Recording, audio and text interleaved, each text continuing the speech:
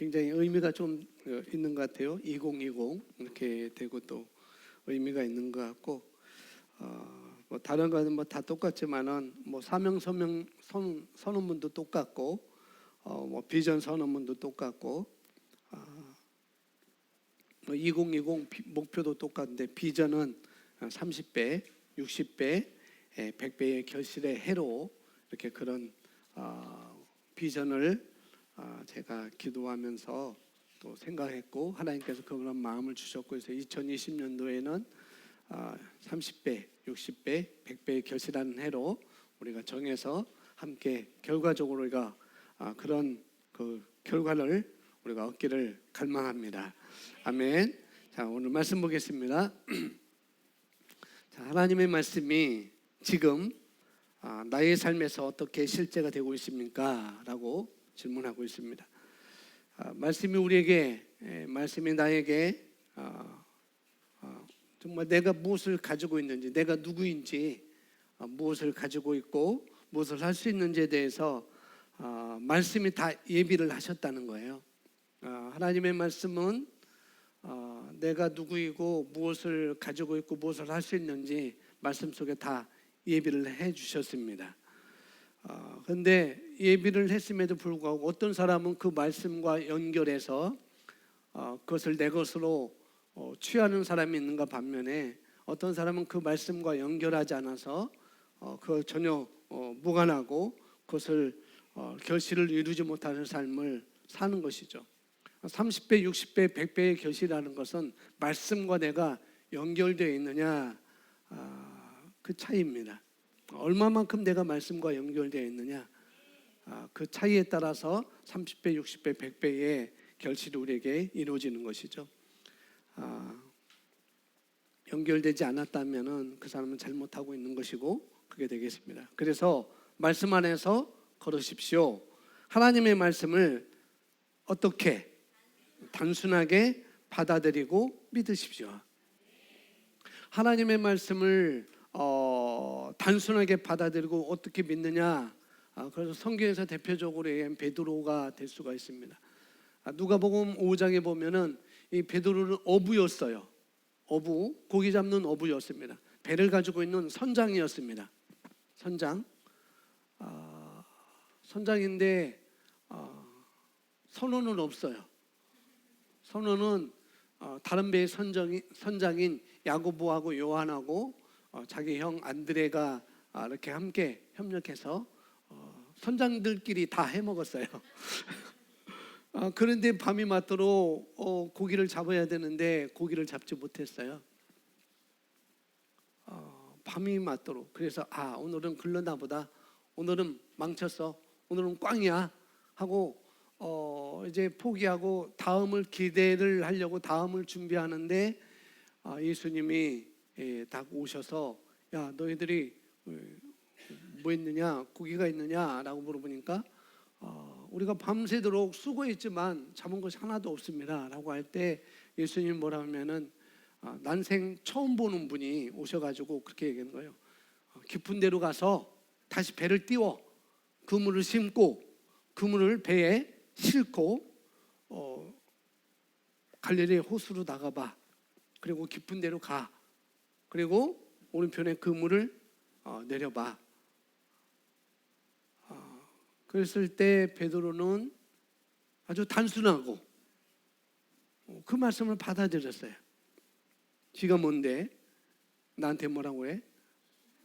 내가 경험이 있는데, 잔뼈가 굵었는데, 우리 아버지 때부터 이런 일을 했는데 언제 고기가 잡히고 언제는 잡히고 왜 안 잡혔는지 알고 있었는데 수온이 낮았던지 수온이 높았던지 뭐 그런 것 때문에 고기를 못 잡았는데 난생 처음 보는 분이 어부 같지도 않고 괜히 원피스 그냥 청청 내려듣는 원피스에 슬리퍼를 신고 다니는 사람이 뭐라고 해? 깊은 데로 가서 그물을 내리라고? 내가 안 해봤나? 어제도 해봤는데 밤에. 근데 안 됐잖아. 근데 뭐라고? 그 일을 또 해보라고? 지금 막 나와서 그물을 씻고 있는데 또 해보라고? 근데 베드로는 그러지 않았습니다. 아주 여기서 나온 것처럼 단순하게 말씀을 어떻게 해요? 받아들였어요. 받아들일 뿐만 아니라 그 말씀을 다시 배를 끌고 나갔다는 것은 받아들였을 뿐만 아니라 그 말씀을 믿었던 거예요. 그러니까 믿음은 받아들일 뿐만 아니라 행동에 함께 수반되는 것입니다. 그럴 때 지금까지도 그물이 찢어지도록 잡지 못했던 그런 결과를 베드로는 가져오게 된 거죠. 이유는 없어요. 단순하게 말씀을 받아들이고 믿음으로 걸었던 것이죠. 그것이 그 100배가 아닐까요? 그것이 30배가 아닐까요? 그것이 60배가 아닐까요? 만선. 그물이 찢어질 정도로 잡았던 그 고기, 다른 건 아니었습니다. 그냥 하나님의 말씀을, 예수님의 말씀을 단순하게 받아들이고 믿었던 거에 결과였던 거죠. 내가 말씀을 듣고 공부할 때 그 말씀은 새로운 피조물과 관련된 것이며 하나님께서 나에게 말씀하시는 것이기 때문에 나에게 맞춰 적용됩니다. 하나님께서 사용할 수 있게 하신 것을 꼭 꽉 붙잡고 나의 것으로 삼으십시오. 말씀을 받아들이고 소유하십시오. 말씀을 이해하고 사용하기 시작하십시오. 베드로처럼. 물론 실수도 많았죠. 그러나 내가 필요를 해서 했을 때 그 말씀에 대해서는 필요한 것뿐만 아니라 내 삶에 있어서 그 말씀을 내가 단순하게 받아들이는 거예요. 누구든지 말씀 안에서 여기서 말하는 것처럼 말씀 안에서 걸으십시오 한 것처럼 누구든지 말씀 안에서 걸음으로 말미암아 실제를 만들 수가 있습니다. 말씀 안에서 내가 걸을 때 실제를 만들 수 있어요. 베드로. 나중에 요한복음의 20장에 가면은 또 그런 일이 똑같이 일어나죠. 예수님께서 부활하셨음에도 불구하고 예수님 죽어서 예수님 무덤에 갇혔어. 돌무덤에 갇혔어. 이제는 우리 다시 고향으로 가서 내가 잡던 그 잡을 다시 한번 잡자 하고 다시 고기를 잡으러 갔잖아요. 여러 사람들 동반해서 야고보, 요한과 또 함께.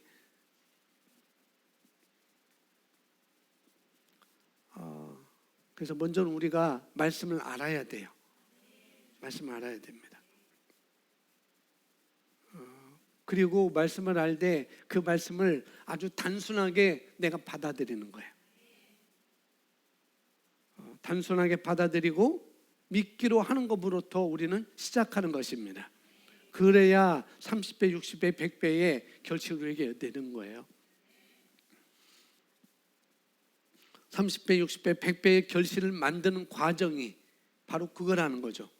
단순하게 받아들이고 믿음으로 걸음을 걷는 거. 여기부터 시작하는 것입니다. 그래서 말씀 안에서 걷는 방식이 바로 그것입니다. 말씀하면은 성경 전체가 말씀이죠. 그죠? 구약 창세기부터 요한계시까지 전체가 말씀입니다. 그러나 그런 것이 다 전체가 말씀이지만은 그리스도 안에서 내가 누구이고 무엇을 가지고 있고 무엇을 할 수 있는지. 그래서 말씀하면 여러분이 먼저 뭘 떠올려야 되면은 내가 누구이고 무엇을 할 수 있고 무엇을 가지고 있는지 이것을 떠올리는 것입니다. 말씀하면 듣고 받았으면 실제로 또 그렇게 훈련해야 되는 것입니다. 살아봐야 되는 거죠. 베드로처럼 그렇게 살아봐야 되는 거예요. 그래서 말씀에 따라 이어서 보시면 말씀에 따라 사십시오. 그것이 하나님께서 나에게 하나님의 말씀대로 살기를 원하시는 것입니다. 씨 뿌리는 자의 비유라고 해서 너무 유명한 말씀입니다. 우리가 잘 아는 말씀이에요. 자, 마가복음 4장 우리 펴보겠습니다. 마가복음 4장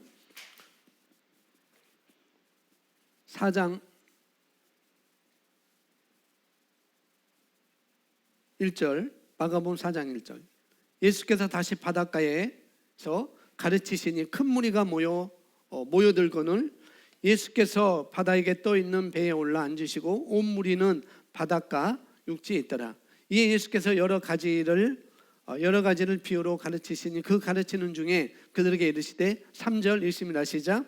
들으라, 씨를 뿌리는 자가 뿌리러 나가서 9절까지 뿌릴새 더러는 길가에 떨어짐에 새들이 와서 먹어버렸고 더러는 흙이 얇은 돈판에 떨어짐에 흙이 깊지 아니하므로 곧 싹이 나오나 해가 돋은 후에 타서 뿌리가 없으므로 말랐고 더러는 가시떡에 떨어짐에 가시가 자라 기운을 막음으로 결실하지 못하였고 더러는 좋은 땅에 떨어짐에 자라 무성하여 결실하였으니 30배나 60배나 100배가 되었느니라 하시고 또 이르시되 들을 귀 있는 자는 들으라 하시니라. 아멘. 이런 말씀하시고 그리고 14절에 말씀합니다. 14절 15절 뿌리는 자는 뭘 뿌리는 거예요? 말씀을 뿌리는 것이라. 15절 말씀이 길가에 뿌려졌다는 것은 이들을 가리킴이니 곧 말씀을 들었을 때에 사단이 즉시 와서 그들에게 뿌려진 말씀을 빼앗는 것이요. 예, 우리가 읽었던 3절부터 8절에 있는 말씀을 다시 한번 14절부터 다시 한번 풀어서 말씀해 주는 거예요. 어떤 말씀인지. 자, 씨를 뿌리는 자는 말씀을 뿌리는 것이다 라고 했습니다. 그러면서 길가에 뿌려졌다는 것은 그러니까 똑같은 씨이지만 이제 길가에 떨어진 것은 말씀을 들었을 때 왜요? 사단이 이미 듣기 전에 사단이 내가 그 말씀을 들었을 때 들을 때 이미 사단이 뭔가를 심어주는 거죠. 내가 들었던 경험 또 부정적인 얘기, 자기가 받은 부정적인 것들, 그런 부정적인 인상, 교회에 대한 부정적인 인상, 들려오는 것, 들었던 그런 경험, 부정적인 일들 통해서 그렇게 하는 거죠. 그런 걸 다 종합해서 이제는 그것을 말씀을 받아들이지 않는 거예요. 그래서 사단이 미리 거짓말을 해놨기 때문에 교회에 대해서, 하나님에 대해서, 목사에 대해서 거짓말을 다 그렇게 해놨기 때문에 어떻게 해요?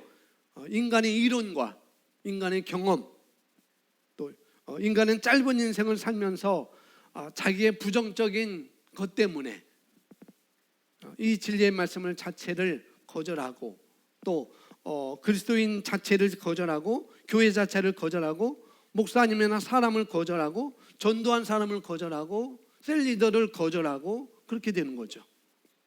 그래서 말씀이 들어가지 않는 거예요. 그래서 사단이 말씀을 들을 때 즉시 빼앗는 것, 그래서 말씀이 그 자리에 들어가지 않을 것이고 즉시 빼앗았으니까 말씀이 그 자리에 들어가지 않을 거 아니겠어요? 그래서 말씀을 듣지 못하게 하는 것이 바로 뭐예요? 사단의 역사라는 것을 여기서 우리에게 말씀해 주고 있습니다. 말씀을 듣는, 말씀을 깨닫지 못하게 하는 거죠. 깨닫지 못하게 사단이 그렇게 말하고 있습니다. 길가에 떨어졌다는 그런 거예요. 16절 또 이와 같이 돌발에 뿌려졌다는 것은 이들을 가리킴이니 그 말씀을 들을 때 즉시 기쁨으로 받으나 17절에 그 속에 뿌리가 없어 잠깐 견디다가 말씀으로 인하여 환난이나 박해가 일어난 땅에는 곧 넘어지는 자요. 자, 돌밭에 뿌려졌다는 돌밭에 대해서 말하고 있습니다. 돌밭에 뿌려졌다는 것은 말씀을 기쁨으로 받으나 그 말씀으로 인하여 핍박이나 어려움이 일어날 때 말씀을 그렇게 된다고 하는데 금방 안 된다고 말씀은 그렇게 된다고 얘기하잖아요. 그런데 어떻게 해요? 금방 답이 안 나온다고 하거나 환경은 변화가 없다고 할 때 안 되나라고 하거나 이 말씀을 기쁨으로 받지만 뿌리가 약해서 핍박이라든가 환경이라든가 아니면 증상이라든가 이런 것들이 금방 사라지지 않으면은 해도 안 되네, 고백해도 안 되네, 뭐 해도 안 되네, 계속 통증이 더해지네, 그렇게 되죠. 이렇게 충성하는데 왜 당장 열매가 안 나타날까? 등등. 예요? 뿌리가 없기 때문에. 그래서 뿌리는 뭐합니까? 물을 빨아들이잖아요. 뿌리는 영양분을 빨아들입니다. 오늘 제가 왜 이렇게 혀가 잘 풀립니다. 뿌리가 있는 것은 영양분을 빨아들이기 위해서 그런 거죠. 그렇기 때문에 씨를 심으면 되는 것이 아니라, 씨는 말씀이라 했잖아요. 여기서 씨는 뿌리는 자는 말씀을 뿌리는다라고 해서 씨는 말씀이었는데, 우리가 말씀만 씨만 심고 끝나는 것이 아니라 어떻게 해요? 물을 줘야 되겠죠. 오늘도 저는 저 사무실에서 이제 일주일 동안 여기 갔다 오기 때문에 아보카도에 물을 줬어요. 죽지 말라고. 자, 씨만 심어서 되는 것이 아니라 물을 계속 줘야 됩니다.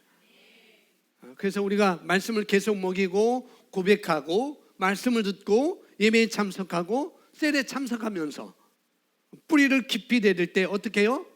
잠깐 견디다가 환난이나 박해에 넘어지지 않을 수가 있는 것이죠. 그래서 한 사람은 넘어지지만 두 사람은 넘어지지 않습니다. 아멘. 18절에 또 어떤 이는 18절 19절이 있습니다. 시작. 세 번째는 뭡니까? 가시떨기에 떨어진 씨앗이에요. 이것은 뭐합니까? 씨가 잘 뿌려졌어요. 그죠? 잘 자라고 있습니다. 그런데 열매를 맺지 못해요. 왜? 세상 염려, 그리고 여러 가지 다른 욕심. 성경은 생명을 얻되 풍성히 얻게 하려 하심이라 라고 말씀하고 있잖아요. 그렇게 해서 여러 가지 풍성해지니까 돈이 풍성해지든지 생활이 풍성해지든지 어떤 내 마음이 어떤 다른 것으로 인해서 풍성해지든지, 그렇게 풍성해지니까 어떻게 해요? 그걸 가지고 이제 가난하고 어렵고 힘들 때 그럴 때는 하나님을 바라보다가 말씀을 찾고 고백하고 기도하다가 좀 더 시간이 지나고 어떻게 해요? 생기고 재정적인 여유가 있으면 이런 일 저런 일 때문에 세상의 염려와 재물의 유혹으로 그 사람이 그렇게 결실하지 못한다라고 말씀하고 있습니다. 염려와 재물이에요. 염려와 재물. 가시밭은 염려와 재물입니다. 왜냐하면 세상 사람들의 기준, 세상 사람들과 기준을 같이 세워요. 그들이 가진 것 갖고 싶어하고 그들이 하는 것 하고 싶어하면서 이 재물의 유혹과 재물만 있으면 하고 싶은 거 많이 하잖아요.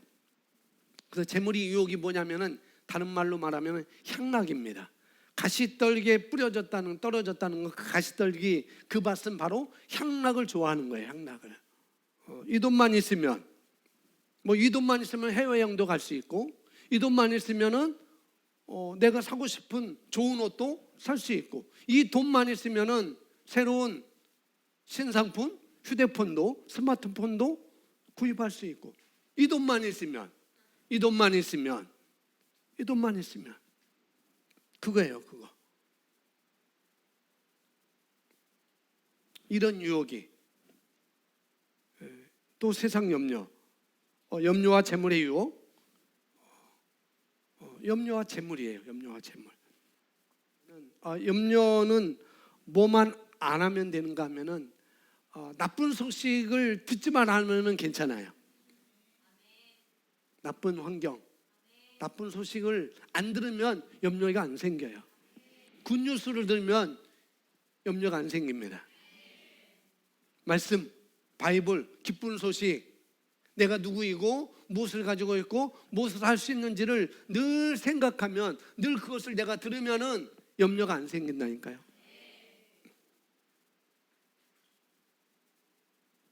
이 기쁜 소식이 들어오면은 믿음이 생기죠.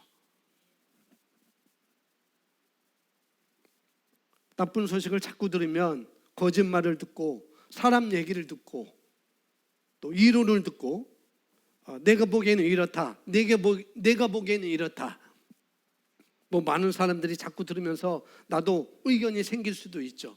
이런 얘기를 다 들으면서 결국은 어떻게 합니까? 그것을 들으면 염려가 생겨요.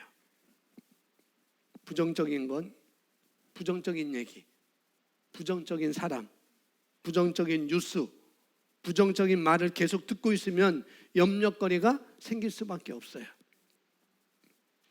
왜요? 계속 들으니까. 그러니까 이건 처음부터 근원을 차단해야 됩니다. 좌우지간 염려하는 사람, 염려거리, 이것을 듣지만 않으면 돼요. 뭘 들어야 돼요? 나쁜 뉴스가 아니라 굿뉴스를 들어야 돼요. 굿뉴스, 그리스도 안에서 내가 누구인지.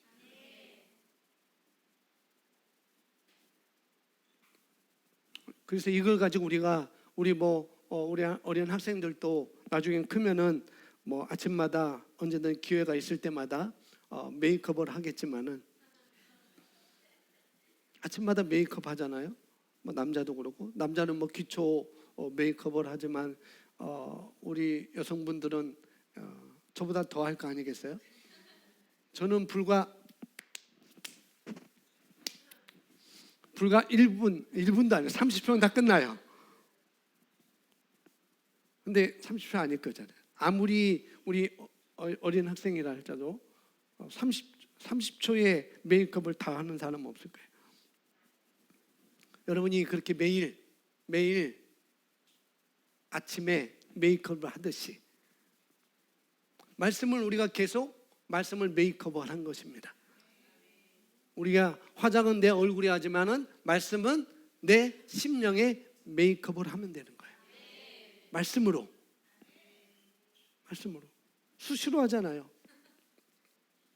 뭐 제가 병원에 있다 보니까 뭐겠어요. 저는 뭐 책 읽고 뭐 말씀 준비하고 말씀 듣고 그러는데 그분들이 일어나자마자 탁 틀고, 그래서 제가 본 게 나쁜 사람인가 나쁜 사랑인가 어쨌거나 스토리가 다 똑같아요.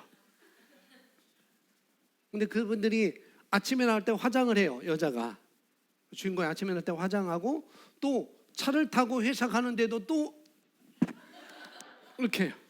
메이크업 수시로 하잖아요. 수시로. 이처럼 우리가 끊임없이 말씀을 내 심령에 메이크업을 하는 거예요.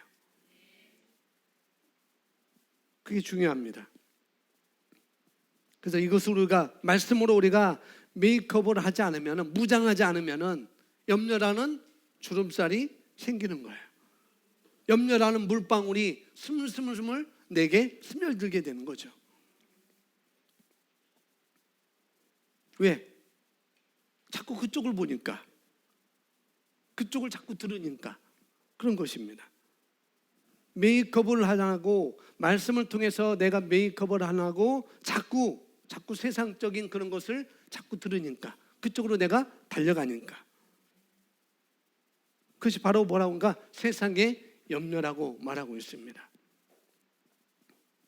여러분이 고백 기도하고 뭐 신앙생활을 다 했다고 생각하지만, 여러분 그렇다고 해서 하루하루 승리한다고 그렇게 생각하지 마세요. 그렇게 간다는 것이 아닙니다. 하루도 수없이 방송을 통해서, 사람을 통해서, 사람의 말을 통해서 수없이 나쁜 소리가, 나쁜 뉴스가, 나쁜 말들이, 나쁜 정보가 수없이 우리의 귀에 들려오거든요. 우리 눈에 보여지거든요. 그래서 잠깐 내가 고백하고 해서 신앙생활 다 했다, 그건 아니라는 거죠. 그건 오해입니다. 세상의 염려와 재물의 욕심. 그리고 또 다른 성경에 기타 욕심이라고 그랬습니다. 기타 욕심. 향락이 들어와 말씀을 막아 결실하지 못하는 것입니다. 기타 욕심은 뭐니까 향락이라는 것. 재물의 욕심이 뭐라고 하냐면은 하나님께서 롯의 가정을 구원하기 위해서 천사를 보내시죠. 그때 소돔과 고모라를 멸하시기로 작정하셨어요. 의인이 없기 때문에. 의인 한 사람, 롯이 의인이었지만은 그러나 롯은 말씀을 그렇게 사는 사람이 아니었습니다. 결국에는 소돔과 고모라를 멸하려고 할 때 하나님께서는 아브라함을 생각하셔서 롯을 구원하기로 하시고, 그 다음에 어떻게 해요? 저번 말씀드린 것처럼 그들을 구원하죠. 근데 구원했는데도 불구하고 산으로 달려가면서 롯의 아내는 뭐예요? 어떻게 했어요? 뒤돌아봤죠. 뭐 때문에? 재물의 욕심 때문에. 기타 욕심. 말씀을 내가 그냥 받아들이는 것입니다. 재물의 욕심 때문에 뒤돌아보면 내가 그걸 취할 수도 없고 그런 거예요. 결국에는 열매를 맺어야 되는데 열매를 맺지 못하는 그런 나무가 되고 마는 것이죠. 자, 20절 보겠습니다. 20절 우리 함께 있습니다. 시작. 좋은 땅에 뿌려졌다는 것은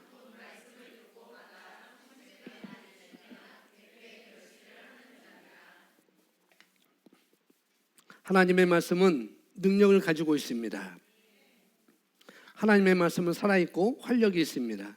하나님의 말씀은 썩지 않으며 살아있고 항상 있는 말씀입니다. 하나님의 말씀은 능력이 있다.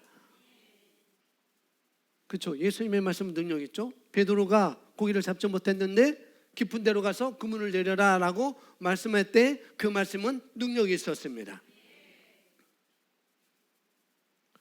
천사가 마리아에게 찾아와서 내게 아들이 내게 아들이 있을 거야. 성령을 아들이 내가 낳을 거야. 그 이름을 예수라 하라 할 때 어떻게 그렇게 할 수 있으면 나는 남자를 알지 못하는데 어떻게 그 일이 있을 수 있습니까? 라고 할 때 아니야. 대자 하나님의 모든 말씀은 능치 못하심이 없어. 라고 말씀하잖아요. 말씀은 능력이 있습니다. 그래서 말씀을 듣는 사람의 그 말씀은 능력이 있는데 그 능력이 어떻게 역사하는가 하면은 그 말씀을 듣고 믿음으로 그 말씀을 받아들이고 믿음으로 걸어가는 사람에게 그 말씀은 역사한다는 거예요. 히브리서 4장 12절 말씀을 써놨는데 말씀은 그런 능력이 있다는 거죠. 활력이 있고 찔러 쪼개는 능력이 있고 사람의 마음속에 있는 생각과 숨겨진 것을 드러내기도 하고 그런 능력이 있다는 거죠. 그래서 하나님의 말씀을 들을 때 그동안 내가 알지 못했던 것, 내 속에 있는 죄가 깨달아지기도 하고 또 자기 악한 생각과 계획들이 잘못됐다는 것을 드러내기도 해요. 하나님의 말씀은 그런 능력이 있습니다. 하나님의 말씀은 우리 모든 죄를 회개시키기도 하고 또 그로 인해 죄사함의 열매를 또 맺기도 하고 또 어떻게 해요? 질병이 치유되는 일도 나타나는 거예요. 뭐 때문에? 하나님의 말씀은 능력이 있기 때문에. 그렇습니다. 이와 같이 하나님의 말씀을 믿음으로 듣는 자에게는 그에 합당한 열매가 나타나는 것이죠. 그러나 같은 말씀이라도 그 말씀을 믿음으로 듣지 않고 지식으로 듣면 그건 단지 언어일 뿐이고 문자로 남을 수밖에 없어요. 그런 지식은 우리 마음을 새롭게 하는데 무익하고 아무 능력을 주지 못합니다.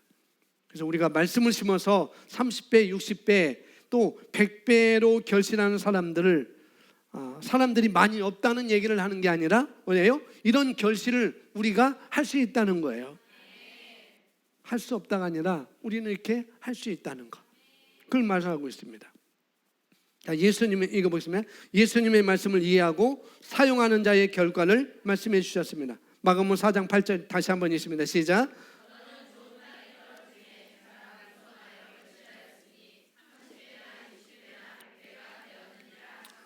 아멘. 여기서 좋은 땅에 떨어진 것은 시로 하나님의 말씀입니다. 하나님의 말씀이 시처럼 좋은 땅에 떨어짐에 첫째, 좋은 땅에 떨어졌습니다. 둘째는 뭐 했어요? 자랐어요. 자라야 됩니다. 자라는데 시간이 걸리죠. 그죠? 우리 찰스가 저처럼 자라는 데는 시간이 걸려요. 대번에 되지 않습니다. 뻥튀기가 아니거든요. 눌렀다가 팍 뛰면 뻥 하고 뻥튀기가 아니고 시간이 걸린다는 거. 자라기 위해서는 시간이 걸려요. 셋째는 무성하여. 그러니까 씨에는 아무런 문제가 없어요. 좋은 땅에만 떨어지면 시간이 지난 다음에는 무성해집니다. 넷째는 결실하였으니 30배나 60배나 100배가 되었느니라. 첫째는 좋은 땅에 떨어져야 되고, 둘째는 자라야 됩니다. 그러나 시간이 걸린다고 그랬어요. 셋째는 무성하게 되고, 씨에는 전혀 문제가 없다고 그랬어요. 좋은 땅에 떨어졌으니 반드시 무성하게 되고, 결국에는 마침내 열매를 맺게 되어 있습니다. 그렇죠? 이것을 예수님께서 또 풀어서 설명해 주는 것이 마가복음 4장 20절 말씀입니다. 함께 있습니다. 좋은 땅에 뿌려졌다는 것은 그 말씀을 듣고 받아 30배나 60배나 100배에 결실하는 자니라. 좋은 땅에 거기 오타예요. 뿌려졌다는 것은 곧 첫째 말씀을, 그리고 둘째는 듣고, 여기서는 말씀을 듣고, 그래서 여기서는 우리는 먼저 말씀을 들어야 됩니다. 말씀을. 사람의 의견이나 도덕적인 강의나 이런 것이 중요한 게 아니라는 거예요. 말씀을 들어야 돼요. 씨를 받아야 되죠. 씨를. 생명이 있는 씨를 받아야 됩니다. 말씀을. 두 번째로 들어야 되고, 세 번째는 받아야 됩니다. 자, 받아야 되는데 여기서 받는다는 것은 헬라어로 뭐라고 했어요? 람바노입니다. 그러니까 람바노는 주니까 그냥 받는 그런 소극적인 의미가 아니에요. 그런 의미가 아닙니다. 어떻게 해요? 내 것으로 알아서 어떻게 적극적으로 취하는 것을 말합니다. 자, 이해를 돕기 위해서 여러분이 한 달에 힘들지만은 한 달에 20만 원씩, 한 달에 20만 원씩, 뭐 많게는 50만 원씩 해서 여러분이 적금을 들었다고 생각하세요. 20년 만기 적금을 들었어요. 그래서 20년이 됐어요. 나는 모르고 지났는데 그냥 자동이체돼서 그냥 20만 원, 50만 원 쑥쑥 빠져나가서 빠져나갔나 보다 했는데 그게 20년 된지도 몰랐어요. 근데 은행에서 우편물이 날라왔습니다. 루시 고객님, 당신이들은 적금 20년 만기되어서 이제는 이것을 찾아가십시오라고 은행에서 통보가 왔어요. 그럼 어떻게 해요? 내가 가서 막 빌면서 적금 주세요, 적금 주세요, 제발 주세요 그러나요? 람바노는 그런 게 아니라는 거예요. 이미 내 것으로 선포되었고 찾아가라고, 받아가라고 이미 통보가 왔기 때문에 내가 적극적으로 가서 내 것 주세요 라고 말하는 것입니다. 그리고 내가 그것을 취하는 것이죠. 그게 람바노라는 거예요. 그게 내 것이니까 달라고 하는 것, 적극적으로. 그건 내 거예요. 그건 내 거예요. 주세요. 그래서 내가 받아옵니다. 그것이 람바노의 의미라는 것이요. 그게 뜻입니다. 뭐 가만히 있는데 누가 갖다 주는 게 그런 것이 아니라는 람바노는 적극적으로 가져오는 것입니다. 취해오는 것을 말하는 것이죠. 그래서 마가복음에는 좋은 땅이 이렇게 표현되어 있는 것입니다. 말씀을 듣고 받는다. 간단하죠. 좋은 땅이라는 것은 말씀을 듣고, 근데 듣기는 다 들어요. 길가도 듣고, 돌짝밭도 듣고, 가시밭도 듣고, 좋은 밭도 듣고, 듣기는 다 듣습니다. 다 들어요. 그런데 좋은 땅은 있는데 그걸 받아요. 남반으로 받습니다. 취합니다. 내 것으로 선포된 것을 적극적으로 취하는 것이죠. 좋은 땅은 이렇게 간단합니다. 자, 그러면 누가복음을 살펴보겠습니다. 8장 8절 우리 함께 있습니다. 시작. 더러는 좋은 땅에 떨어짐에 나서 100배의 결실을 하였느니라. 이 말씀을 하시고 외치시되 들을 귀 있는 자는 들을지어다. 자, 여기서는 간단하게 나서 100배의 결실을 얻었느니라. 자, 그렇다면 여기 100배, 뭐 30배, 60배, 100배의 결실을 얻었다고 할 때 100배는 무엇일까? 하나가 둘이 되고 둘이 넷이 되고 넷이 여덟이 되는 것. 뭐냐면 제곱으로 늘어나는 거잖아요. 배라는 것은 그겁니다. 배. 30배, 60배, 100배라고 할 때 그 배는 하나가 둘이 되는 것이고 둘이 넷이 되는 것이고 넷이 여덟이 되는 것이고 열이 20이 되는 것이고 바로 곱하기로 되는 거예요. 곱하기 제곱으로 늘어나는 것입니다. 제곱. 그런데 사실 100배라고만 해도 엄청난 거잖아요. 100배라고 해서 뭐 이 말씀을 심고 거두는 법칙에도 적용되는 원리가 됩니다. 엄청나죠. 근데 오늘은 말씀에 적용하는 거죠. 우리가 재정보다도 말씀에. 그러면 말씀의 100배란 얼마만큼인가? 말씀의 100배라고 할 때 아까도 돈 얘기했지만은 100배라고 할 때 10,000원을 심으면 100배가 얼마예요? 10,000원을 심으면 100배가 100만 원. 엄청나잖아요. 10,000원을 헌금했는데 거두는 것은 100만 원이다. 대단하잖아요. 10,000원을 헌금했는데 내게는 100만 원으로 돌아온다. 30배만 해도 너무나 좋은데 100배. 그런데 돈의 100배가 아니라 여기서는 말씀의 100배가 된다고 말씀하고 있습니다. 그럼 이게 뭐냐는 거죠. 말씀의 100배. 목사님 그냥 돈으로 끝내죠. 얼마나 좋겠어요. 근데 오늘은 돈의 재정보다도 말씀의 100배라고 우리가 보자는 거죠. 말씀은 하나님의 씨라고 그랬습니다. 씨는 하나님의 말씀이라고 그랬어요. 그러면은 먼저 사람의 씨를 생각해 보자고요. 남자의 정자와 여자의 난자가 이제 하나가 되어서 수정란이 되죠. 그래서 하나가 됩니다. 하나가. 두 개의 생식세포가 만나서 단세포로 하나가 되는 것이죠. 그렇게 됩니다. 근데 이것도 굉장히 놀랍잖아요. 하나씩 있을 때는 아무것도 아니었죠. 하나씩 있을 때는 아무것도 아니죠. 근데 두 개가 만나서 하나의 세포가 됩니다. 하나님의 말씀이 혼자는 아무 일도 할 수 없어요. 하나님의 말씀을 능력 있는데 말씀 자체로는 능력이 아무 일도 할 수 없어요. 또한 마찬가지로 우리 마음도 하나님의 말씀이 없으면 아무것도 아니에요. 그러나 둘이 만났을 때, 말씀이 내 마음과 하나가 되었을 때, 에피그노시스가 됐을 때는 엄청난 일이 일어나는 것이죠.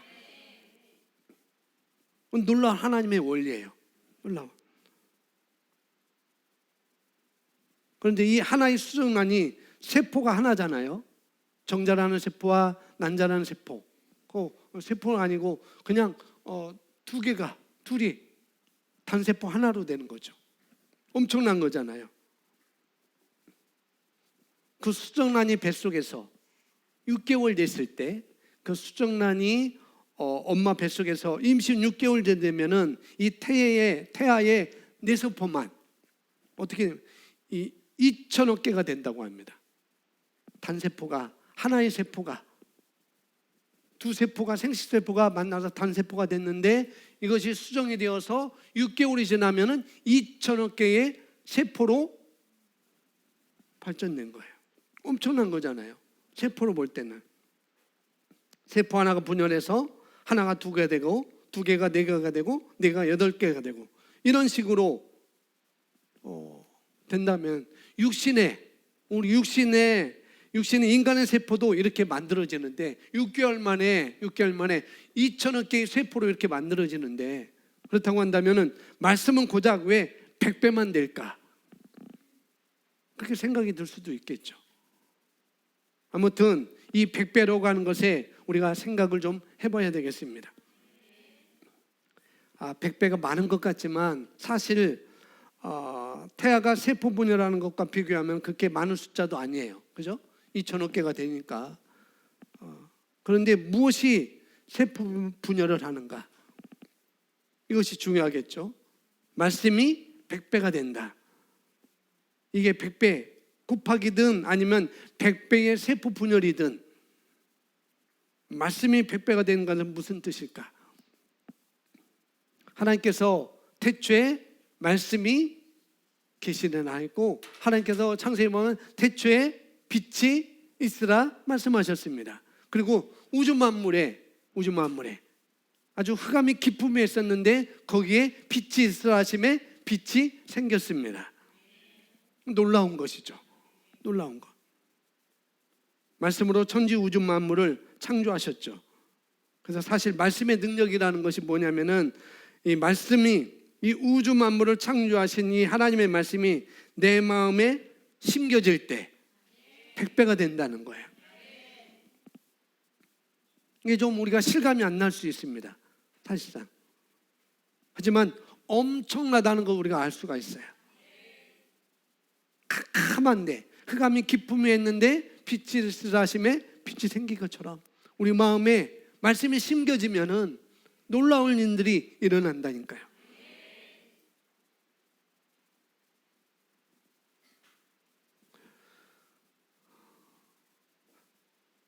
재정, 돈에 관한 것으로 이렇게 우리가 할 수 있지만 꼭 거기에 우리가 한계를 두면 안 되겠죠.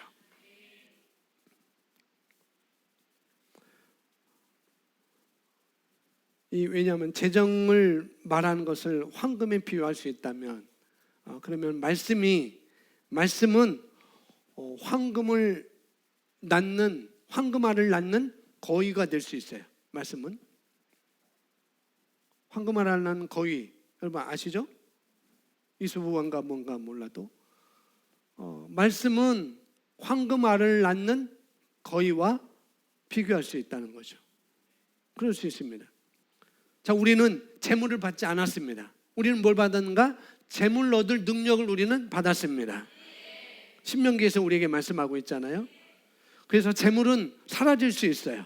많았다가 적었다 할 수 있습니다. 그러나 재물 얻을 능력은 우리 안에 계속 존재합니다. 그 얻을 능력은 우리 안에 존재하고 있어요. 그래서 우리가 재물을 잃었다 해도 여러분 안에 재물 얻을 능력이 있기 때문에 다시 재물을 얻을 수 있는 것이죠. 그렇죠? 황금을 잃어버렸다고 해서 내가 황금을 잃어버렸어요 라고 해도 어떻게 해요? 황금알을 낳는 거위가 있으면은 황금알을 또 낳는 거잖아요. 내가 가질 수 있는 거잖아요. 똑같습니다. 그래서 100배의 결실이 다만 우리 재정의 문제가 해결된다는 의미도 있지만 그 이상의 말씀이라는 거죠. 여러분 안에 어마어마한 능력으로 있는 이 말씀이 100배로 결실한다는 뜻이라는 거죠. 심겨지기만 하면은 30배로 결실할 수 있고 60배로 결실할 수 있고 100배로 결실할 수 있어요. 베드로 생각하면 돼요. 베드로.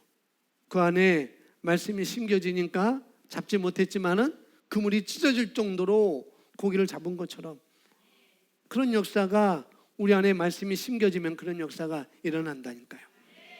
그래서 30배는 그렇게 어려운 게 아니에요. 60배도 그렇게 어려운 게 아니에요. 100배도 그렇게 어려운 게 아닙니다. 지금 내 수준에서 내 수준이 1이라고 한다면은 100배는 100이 되는 거죠. 10이라고 하면은 뭐 돼요? 1000이 되는 건가요? 맞아요? 여러분도 산수 못 하시는 거죠. 그래서 내 수준이 1이면은 100배는 100이 되니까, 그러면 내가 1의 수준으로 계속 살 것인지, 1의 수준으로 계속해서 100배만 100만 내가 계속 낳고 내가 살 것인지, 아니면 한 단계 더 높여서 2를 내가 갖추어서 그럼 200이라는 걸 내가 가질 것인지, 아니면 5를 더 넣어주어서 수준을 5로 내가 더 도약해서 더 올려서 내가 500이라는 걸 내가 가질 것인지, 그것은 내게 달려있는 거예요. 그건 내 수준에 달려있어요. 그래서 아까 말한 것처럼 말씀을 우리가 훈련해야 되는 것입니다. 내 안에 넣는 훈련, 그것이 정말 중요합니다. 100배, 무엇의 100배냐면 내가 헌금한 100배가 아니라, 물론 그것도 될 수 있어요. 그러나 하나님의 말씀이라는 거예요. 말씀이 심어지면 그 말씀의 씨앗이 100배로 일어나는 것입니다. 여러분, 과수원을 만약에 한다고 한다면, 과수원을 한다고 한다면 사과나무를 한 그루 심는 게 내게 수익이 더 있겠어요? 아니면 10그루 심는 게 수익이 더 많겠어요? 그냥 기본적으로 10그루죠. 10그루죠. 그렇게 적용하면 돼요. 그렇게 적용하면 돼요. 말씀을 내가 많이 심어놓는 거예요. 말씀으로 내 심령에 많이 메이크업 하는 거예요. 하나 하는 게 아니라, 사과나무 하나를 심는 게 아니라 10개 심으면 적어도 한 나무에 500개씩만 하면은, 한 나무에 500개라고 하면은 그것을 그러면은 50상자라고 한다면은 한 상자에 3만 원씩 생각해도, 4만 원씩만 생각해도, 그러면 그 사과나무 10개라고 한다면, 10개 나무라고 한다면 엄청난 차이가 있잖아요. 말씀을 많이 심어야 돼요. 말씀을 많이 받아들여야 돼요. 믿음으로 걸어야 됩니다. 아멘. 그러면 반드시 결실이 온다라고 말하고 있습니다. 우리가 추수를 하려면, 우리가 결실을 하려면, 열매를 맺으려면 심은 것이 있어야 되죠. 물질도 그렇고 말씀도 그렇고. 안 심은 사람은 지금부터 심어도 돼요. 뭐 문제 없어요. 늦은 건 없습니다. 또 땅의 종류에 대해서 말씀을 들으면서 좋은 땅이 되어야 된다고 말씀하셨죠. 말씀을 듣고 받아 간직하고 인내하는 것입니다. 그리고 100배가 무슨 뜻인지, 말씀의 100배라고 그랬어요. 그걸 받고, 자, 우리가 100배의 결실하니까 반드시 우리는 결실하는 때가 온다는 거예요. 그러니까 우리가 알아야 됩니다. 자, 누가복음 8장 8절 다시 한번 읽습니다. 시작. 더러는 좋은 땅에 떨어짐에 나서 100배의 결실을 하였느니라. 이 말씀을 하시고 외치시되 들을 끼는 자는 들을지어다. 더러는 좋은 땅에, 첫째는 떨어집니다. 좋은 땅에 씨가 떨어지죠. 두 번째는 떨어지고 나서 어떻게 해요? 싹이 나는 거예요. 싹이 떨어지면은 난다는 거예요. 싹이 난다는 것입니다. 싹이 나요. 좋은 땅에 떨어지면 시간이 필요하지만 결국엔 싹을 냅니다. 그리고 세 번째는 100배의 결실을 하였느니라. 누가가 정리한 과정은 좀 더 간단합니다. 첫째는 좋은 땅에 떨어졌고, 둘째는 싹이 났고, 셋째는 100배의 결실을 하였다고 우리에게 말씀해 주고 있어요. 누가복음 8장 15절에서 이것을 예수님께서 어떻게 풀어주시냐면은 15절 말씀 시작. 좋은 땅에 있다는 것은 착하고 좋은 마음으로 말씀을 듣고 지켜 인내로 결신하는 자니라. 좋은 땅에 있다는 것은 첫째, 착하고 좋은 마음으로. 그래서 누가 좋은 땅으로 표현되어 있느냐? 누가는 좋은 땅을 어떻게 표현했어요? 착하고 좋은 마음으로 그렇게 표현했습니다. 둘째는 말씀을 듣고, 말씀을 들어요. 말씀을. 앞에 세 가지 땅도 다 말씀을 듣는다고 말씀을 드렸습니다. 그렇지만은 좋은 땅은 세 번째 뭐예요? 지킵니다. 지켜요. 여기서 지킨다는 것은 말씀을 행한다라는 그런 의미보다도 뭐냐면은 말씀을 내가 간직하는 것입니다. 지킨다, 말씀을 보호한다, 이런 뜻입니다. 말씀을 보호하는 것, 내 안에 들어온 말씀을 보호하는 것. 목사님 된다더니 안 되네. 이렇게 팽개치지 않고 말씀을 지속적으로 간직하는 것을 말합니다. 계속해서 내 안에 들어와 있는 말씀을 지키는 거죠. 엄마가 임신해서 태아가 자라나죠. 엄마 자궁 속에서. 그런데 엄마가 태아를 잘 보살피는 것처럼 자궁 속에 있는 그 아기를 1개월, 2개월, 3개월, 4개월, 5개월, 6개월, 10개월 동안 잘 지키는 것처럼, 그렇죠, 잘 보살피잖아요. 막 하지 않았잖아요. 그런 것처럼, 그런 거예요. 엄마가 임신한 것처럼 나올 때까지 잘 보호하는 것, 그렇게 말씀을 지키는 것입니다. 그 다음에 넷째로 인내로 결신한다고 말하고 있습니다. 좋은 땅은 인내합니다. 여기서 말하는 인내는 그냥 참는 게 아니에요. 90도 넘는 한증망에 가서 하고 참는 게 아니에요. 모래시계 다 엎어서 이게 다 나올 때가 내가 참아야지 뜨거 그래서 참는 게 아니에요. 그렇게 인내하는 것을 말하는 것이 아닙니다. 여기 말하고 있습니다. 성경이 말하는 인내는 믿음으로 기다리는 것을 말합니다. 또는 긴 시간 동안 믿는 것을 말합니다. 이해가 됐죠? 인내가 무엇인지. 예. 아까 말한 것처럼 임신한 엄마가 10개월을 기다린 것과 같은 것입니다. 10달째 되면은 아기가 나온다. 아기가 나온다. 그걸 아니까 기다릴 수가 있는 것이죠. 아기가 태어난다는 걸 아니까. 씨 뿌린 자의 비를 보면서 농사를 짓는 그런 농부에게 비교를 하자고 한다면은 씨를 씻는 농부가 추수 때를 기다리는 것과 같은 것입니다. 인내는 추수 때를 기다리는데 어떻게 기다려요? 언제까지 기다리는가? 언제까지 기다려야 돼? 언제까지 기다려야 돼? 농부를 그러지 않아요. 왜? 심었으면은 결신하는 추수 때가 있으니까 그때까지 믿음을 가지고 지키는 것입니다. 인내하는 거예요.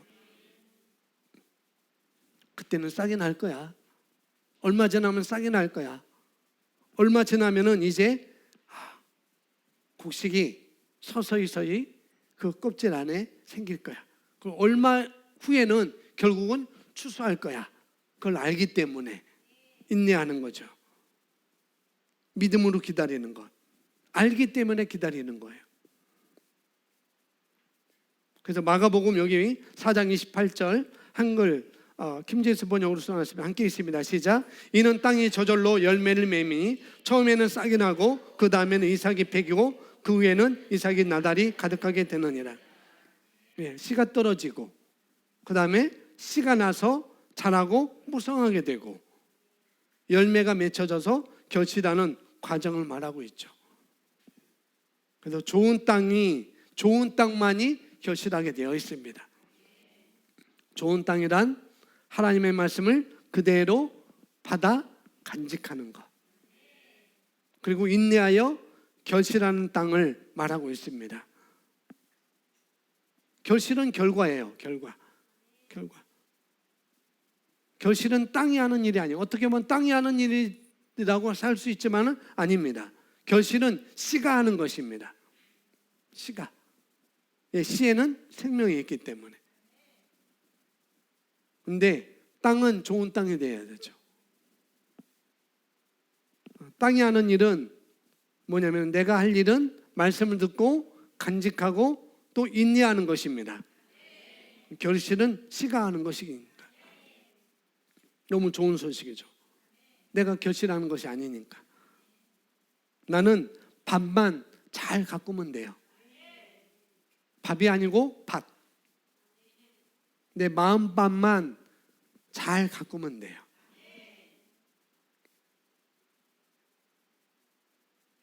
거기 맞아. 우리 자신은 땅이기 때문에 말씀을 좋은 마음으로 착한 마음으로 먹고 간직하여 인내하는 것뿐입니다. 예수님은 착하고 좋은 마음밭이 어떻게 열매를 맺는지 그 과정을 말씀하십니다. 말씀의 씨가 뿌려진 후 열매를 맺기까지 거쳐야 할 일련의 과정이 있습니다.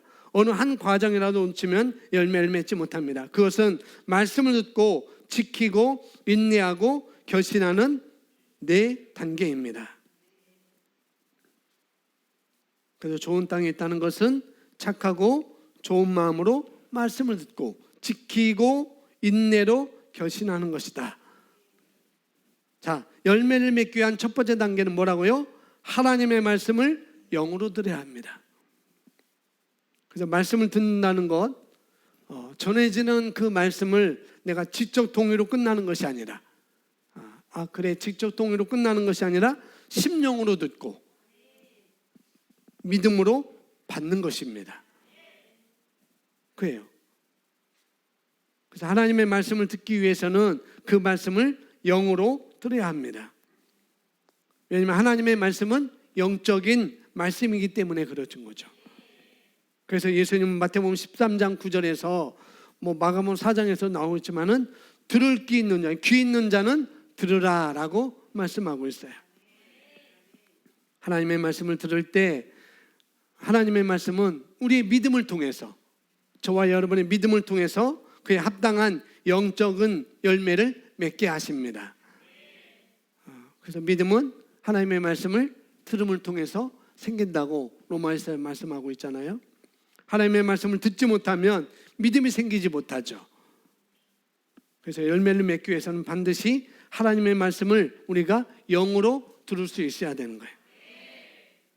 그럼 하나님의 말씀을 들을 수 있는 영적인 귀를 갖는 것이 열매 맺는 삶의 어떻게 해요? 중요한 조건이라는 거죠.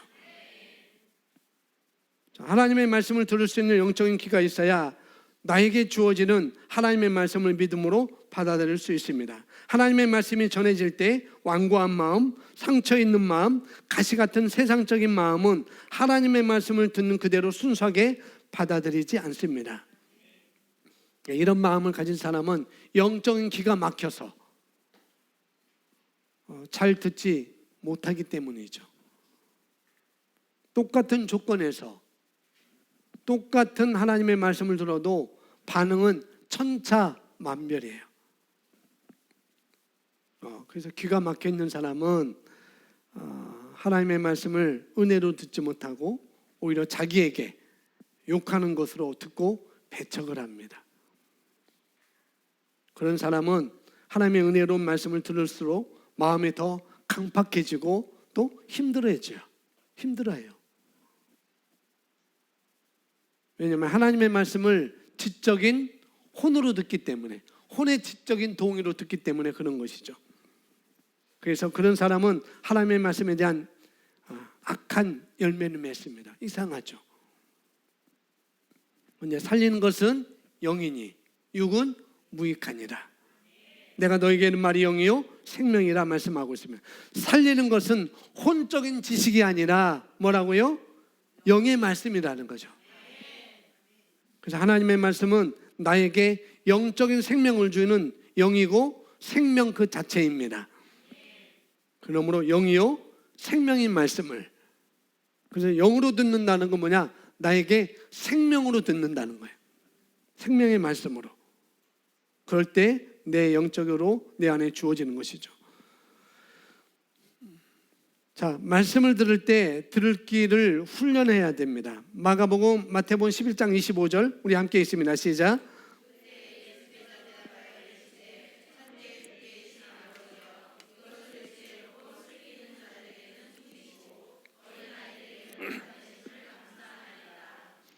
스스로 지혜롭게 여기는 사람을 여기서는 교만한 자라고 말씀하고 있어요. 지혜롭고 슬기 있는 자들에게는 어떻게 하시고? 숨기시고. 하나님께서 막으시는 게 아니에요. 스스로 막는 것입니다. 굳어진 마음, 상처, 열등감, 세상적인 욕심에 말씀이 막히는 것이죠. 그 말해도 그걸 말하지 않죠. 그러나 어린 아이들에게는 나타내신다고 말씀하고 있어요. 뭐냐면은 겸손함입니다. 겸손함. 듣고자 하는 마음이에요. 뭐 하는 마음? 듣고자 하는 마음.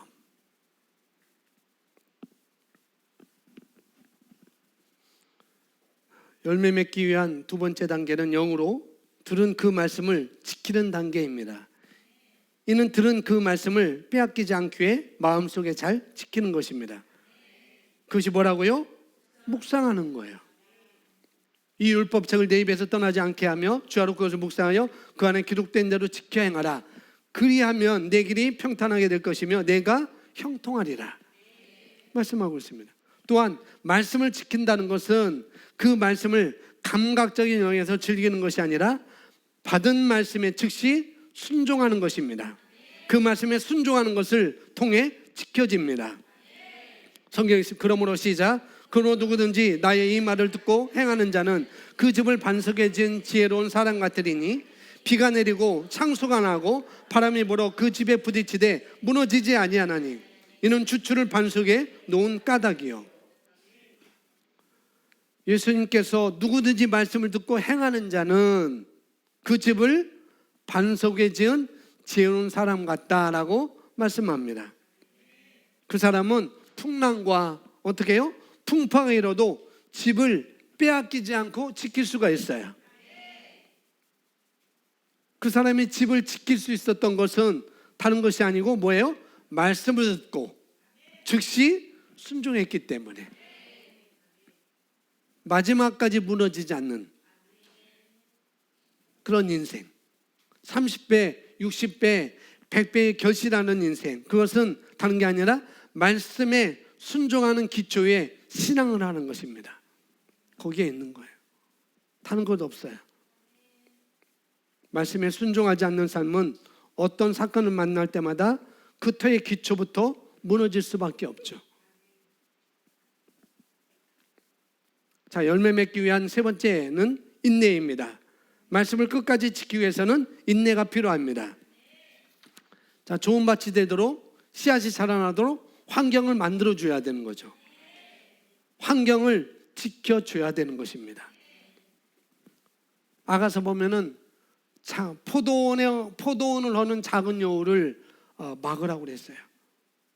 여우가 포도원을 침입하지 못하도록 여우를 경계를 해야 되는 거죠. 그러기 위해서는 그 여우가 친구일 수도 있고 그것이 다른 것이 될 수 있어요. 그 여우가 침입하지 못하도록, 내 마음에 침입하지 못하도록 지켜야 돼요.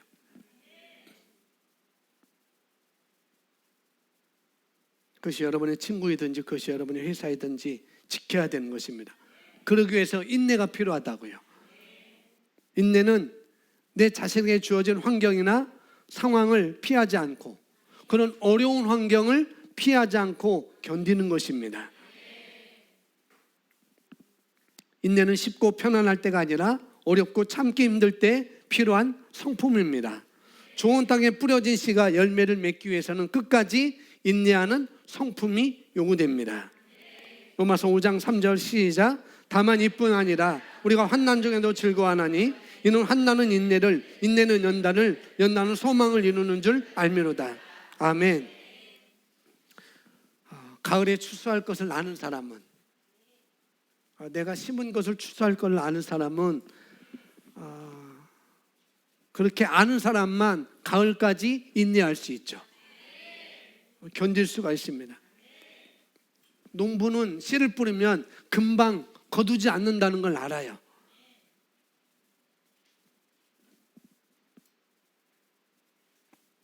그래서 내가 심은 그 씨에 대한 열매를 어떻게 해요? 믿음으로 바라봅니다. 끝까지 바라봐요. 끝까지. 그 씨가 봄을 지나고 봄에 심고 여름을 지나고 가을을 거쳐서 추수할 때까지 견디어 남은 심한 열매를 맺을 수가 있는 거죠. 물론 추수할 때까지는 가혹한 바람도 올 수 있어요. 홍수도 올 수 있습니다. 아니, 태풍도 올 수 있고 무서운 그런 물살의 위험도 있고, 태풍이라는 무서운, 홍수라는 그런 물살의 위험도 있고, 그런가 반면에 또한 비가 오지 않아서 햇볕에 뜨거운 그런 위험도 그 씨앗은 분명히 맞닥뜨리게 되는 거죠. 그런 시련이 있지만 오직 참고 오래 견디는 인내로만 추수를 가져올 수가 있습니다. 마지막 과정으로 익은 곡식을 뺏으려는 몰려오는 새들의 집중적인 공격이 있었어요. 이삭이 뺐습니다. 제가 중학교 가고 고등학교 때 아버지가 농사를 지을 때 나는 놀고 싶은데, 친구들하고 해변가 놀고 싶은데, 저희 바닷가서 놀고 싶은데, 그래서 축구하고 야구하고 싶은데 아버지가 거기 가지 말고 논에 가서 참새들 쫓아라 그래요. 그러면 화약총 가지고 참새를 쫓아요. 딘 가지고 깽가리 가지고 그 페인트 깡통 가지고 다닥 뚫리고, 새가 오면은 새를 쫓아요. 왜? 이삭이 팼지만 곡식이 됐으니까 새들이 집중적으로 그 곡식을 따먹으려고, 아직도 패기 전에 그 곡식이 익기 전에도 그 벼에 그 껍질 안에 물렁물렁한 먹기가 좋거든요. 참새들이.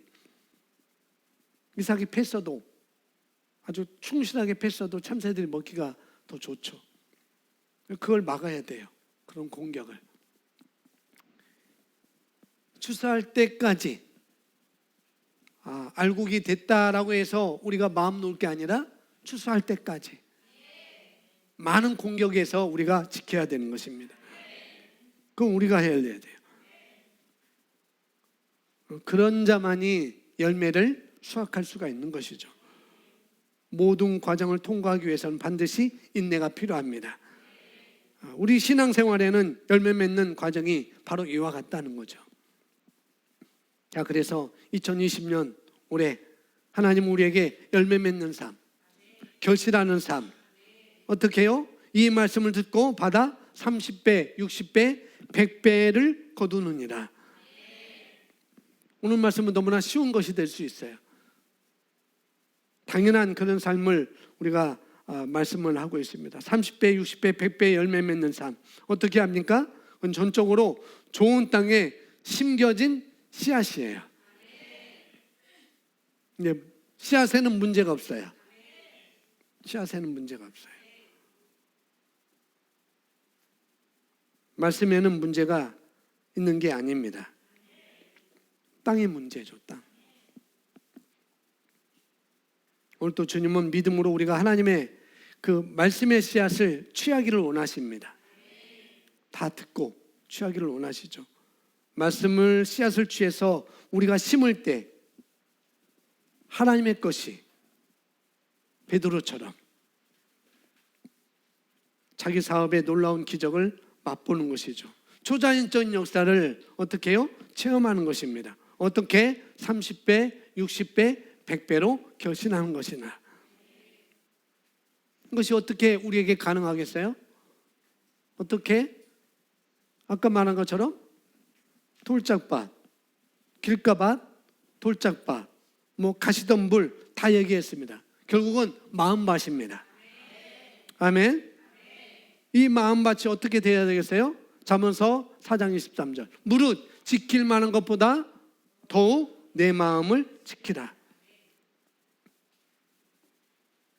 부지런하게. 다른 성경에는 어떻게 말하고 있냐면 무릇 지킬 만한 것보다 부지런하게. 내 거듭난 영에, 내 중심에 내 마음을 지켜라. 생명의 근원이 이에서 남이니라 라고 말씀하고 있어요. 여기에 잡초가 떨어지지 않도록. 뭐가 떨어지지 않도록? 잡초가. 내 마음밭에 잡초가 떨어지지 않도록 잘 가꾸어야 돼요. 내 마음이 해이해지고 내가 세상적으로 되어가고 내가 딴짓하고 마음이 헤어진 그때 마귀가 잡초를 뿌린다는 거죠. 어떻게 30배, 60배, 100배가 될 것인가?